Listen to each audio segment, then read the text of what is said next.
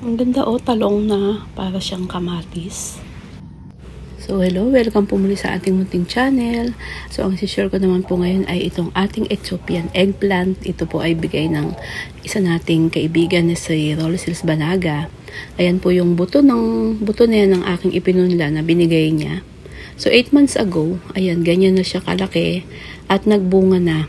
Ayan mga bunga niya na parang mga hilaw na kamatis. Ito, nakapunla lang siya sa palanggana. Nakatanim siya sa palanggana. Ayan, nabuwal na nga yung puno niya. At ayun naman, buhay pa rin siya kahit nabuwal. Ayan na yung kanyang bunga. So, itong Ethiopian eggplant na to ay galing pa sa Kalinga province. Ayan, yan na yung bunga niya na pagka nahihinog na siya ay para na siyang kamatis. So, kilala din siya sa Solanum aethiopicum.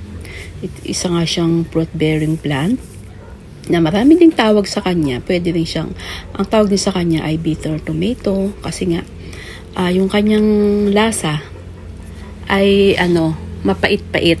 Ayan. Tapos, tinatawag din siyang scarlet eggplant, garden eggs, pumpkin on a stick.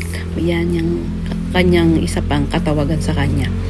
At itong Ethiopian eggplant na to ay native siya sa Africa.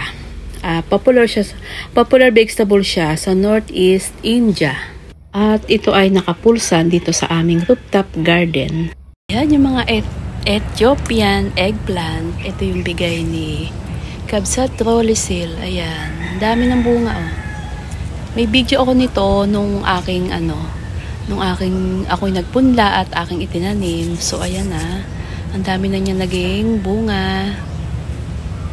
Ayan, mukha na siya talagang kamatis, At ito naman yung isang puno. Ayan, sa naman siya nakatanim? Sa paso. Ayan, ang dami din niyang bunga, Ay, nakakatuwa, Parang mga hinog na kamatis. Ang cute. Ayan, napakadali lang niyang maging pula. Bali, hindi ko siya kinukuha kasi kumuha lang ako ng konti. Nagagandahan kasi ako sa kanya. Parang, kasi siya, parang mga, na ornamental plants, di ba? Napaka-cute niya. Napaka-cute tingnan kapag mamula-mula na o pula na yung kanyang kulay na bunga. So, ito yung aming napitas. Ayan, ang gagawin lang namin dito ay, iihaw lang namin. Ayan. Sabi ni Kabsat Rolesils ay iniihaw lang daw nila to. Ayan, kaya titikman natin. Para talagang kamatis, Kamatis na kamatis talaga yung kanyang itsura. So, ayan, ihawin na natin. Ayan, tutuhugin lang or tutusukin lang ng yung pang ng ihawan. Ayan, tutusukin at iihaw lang ito. Ihaw lang namin ito sa kalan. Ayan, para atin na matikman kung ano ang lasa. Bali, actually, pangalawang niya to, bunga. Kasi nakakuha na kami ng unang bunga. So, hindi ko lang siya na-i-video. Yung unang bunga. Kaya, pangalawang na to. Pangalawang pagbubunga na niya. Ayan, kaya, dahil nga 8 months. 8 months na yung nakalipas. Pangalawang pagbubunga na. Ngayon ay, yung marami na nga siyang hinog. Hinog na yung iba. Napakaganda na niyang tingnan.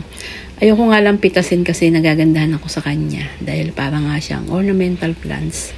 Na hinog lahat yung kanyang mga bunga. So, ayan, umpisahan natin iihaw. Ayan na. So, diba, hindi lang barbecue or yung iniihaw. Iniihaw din yung ating Ethiopian eggplant. So, ayan, dito ko na po i-end ang aking video. Maraming salamat po sa inyong pagsama. Bye! Ingat po tayo lahat. God bless us all. Keep safe, everyone.